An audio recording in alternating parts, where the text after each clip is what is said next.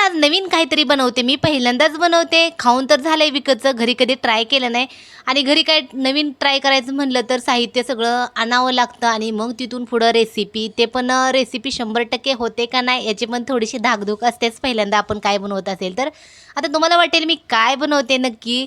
तर जे माझं डेली ब्लॉग बघतात त्यांना समजलं असेल. पण जे पहिल्यांदा बघते त्यांना काही समजलं नसेल हे नक्की कराय काय लागले. तर काय केलं मी, पिझ्झा बनवायचा होता मला आणि गावी असल्यामुळं कसं पिझ्झ्याचं साहित्य मला मिळालंच नाही. त्यामुळे मी ब्रेड आणला. ब्रेडवर मस्त असं पिझ्झा सॉस लावला.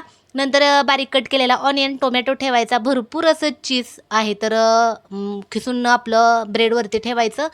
आणि नंतर माझ्याजवळ चिली फ्लेक्स पण नव्हत्या. त्यामुळं मस्त असं तव्यावर छान एक 10 ते 15 मिनिटं कमी गॅसवर चीज मेल्ट करायचं आणि मस्त असं दुपारच्या टायमिंगला किंवा सकाळी पिझ्झासारखीच टेस्ट लागते ताव मारायचा. खरंच खूप मस्त आणि एकदम टेस्टी झालं. तर चला तर या पटकन तुम्ही पण खायला.